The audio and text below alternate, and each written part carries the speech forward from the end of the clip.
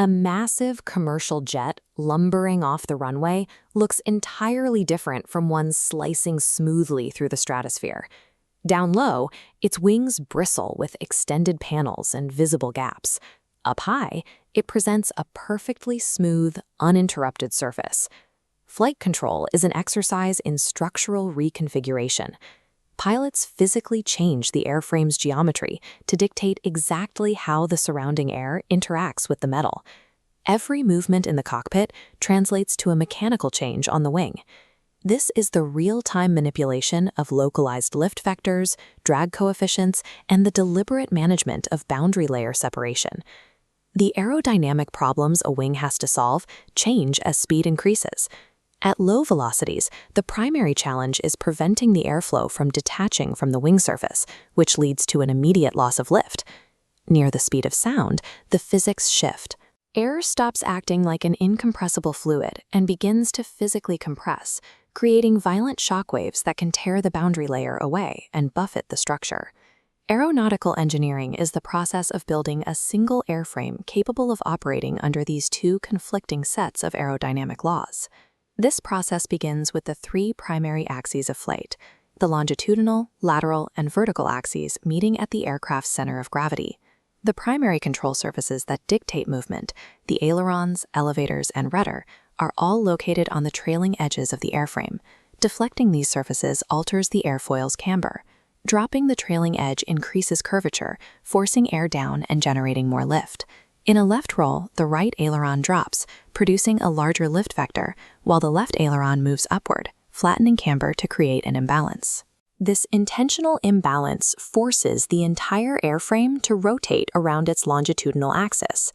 Every primary maneuver relies on this manipulation of subsonic, incompressible airflow across an asymmetric geometry. At high velocities, the air rushing over these control surfaces exerts immense dynamic pressure.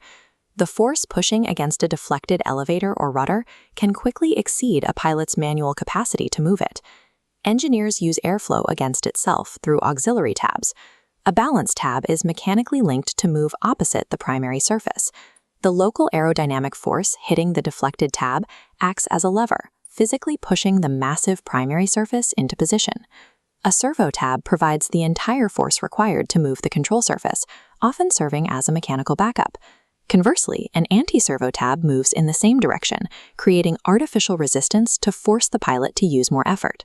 This resistance is a safety feature, ensuring the pilot doesn't accidentally over-control the aircraft and cause structural damage at high speeds.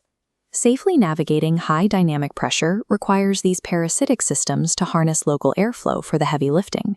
Flying at low speeds for takeoff and landing requires the aircraft to pitch up, creating a high angle of attack necessary to generate sufficient lift. Success depends on the boundary layer.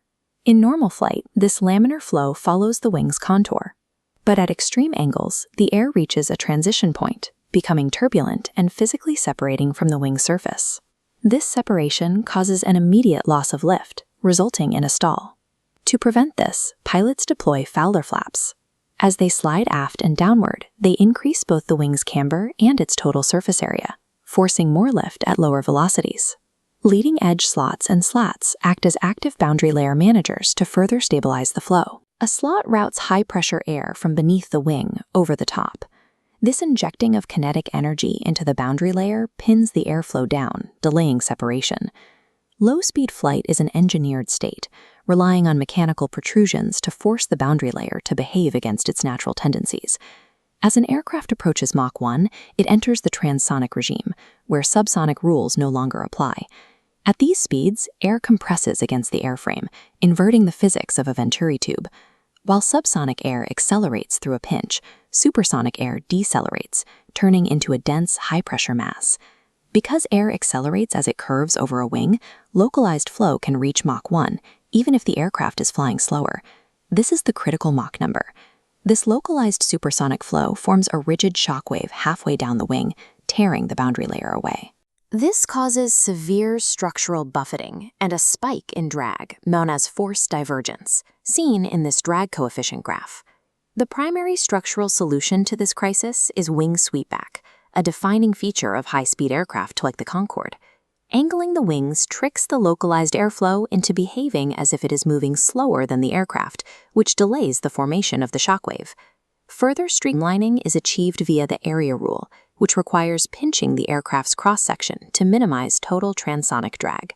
Ultimately, high-speed flight requires completely abandoning optimal subsonic shapes for heavily swept structures designed purely to survive violent shockwaves. A modern aircraft is a complex shapeshifter, constantly manipulating its own surface to negotiate contradictory laws of physics. It relies on auxiliary tabs to conquer immense dynamic pressure. It uses slots and flaps to artificially enforce boundary layer adhesion at low speeds.